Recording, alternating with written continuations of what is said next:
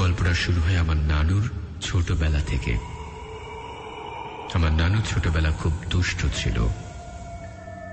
একদিন নানু স্কুল থেকে দুপুরের সময় আসছিল।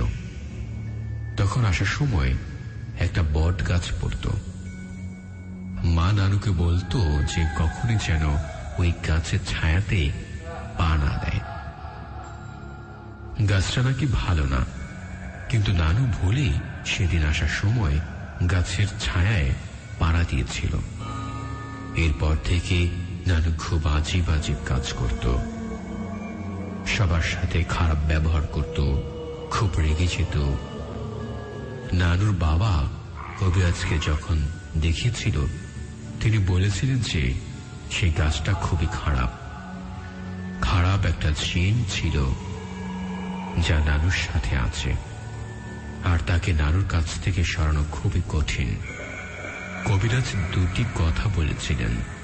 এক নম্বর হল জিনটা ধীরে ধীরে নানুর রক্তের সাথে মিশে যেতে পারে, তাই জিনটা চলে গেলে একেবারে নানুকে নিয়ে যাবে। দুই নম্বর হল জিনটা আবার আসবে নানুর কোনো প্রিয় মানুষের কাছে। নানুর কাছ থেকে জিনটা সরানো যায়নি, এভাবেই নানু থাকে। পরে নানার সাথে নানুর বিয়ের পরও নানা অনেক চেষ্টা করেছিল জিনটাকে সরাতে, কিন্তু পারে নাই। নানু ধীরে ধীরে অনেক অসুস্থ হতে থাকে। নানু একা একা মাঝে মাঝে হাসতেন।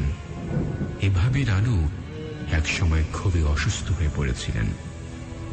আমার আম্মু ছিল সবার ছোট মেয়ে, আর আমি আমার বাবা মার একমাত্র মেয়ে। তাই বাড়িতে আমি অনেক আদরের মেয়ে ছিলাম, আর নানু আমাকে অনেক বেশি ভালোবাসত। আমার বাবা সেনাবাহিনীতে চাকরি করতেন, তাই আমার আম্মু বেশি সময় আমার নানু বাড়িতেই থাকতেন। যখন আমার বয়স 5 বছর, তখন আমার নানু মারা যায়। সে জিনটা আমার নানুকে বাঁচতে দিল না ভাইয়ারা। সব থেকে আশ্চর্যজনক বিষয় হলো ভাইয়ারা, আমার নানু মারা যাওয়ার কিছুক্ষণ আগে থেকে আমার অনেক কাঁপিয়ে জ্বর আসছিল, আর সবাই খুব ভয় পেয়েছিল। তাই কবিরাজের কাছে আমায় নিয়ে গিয়েছিল। তখন তিনি বলেছিলেন যে নানুর সাথে যে জিনটা ছিল সেটা আমার সাথে থাকতে চায়, কিন্তু আমি অনেক ছোট ছিলাম বলে কবিরাজ বলেছিল যে আমাকে যদি নদীর ওপারে নিয়ে যাওয়া হয় তবে তা আমার সাথে আর আসবে না। এবং তিনি আমাকে একটা তাবিজ দিয়েছিলেন, আর সেটা এখন আমার সাথে আছে ভাইয়ারা। আমার নানু বাড়ি গফরগাঁও, কিন্তু আমরা পরে কবিরাজের কথা অনুযায়ী গাজীপুরে চলে আসি।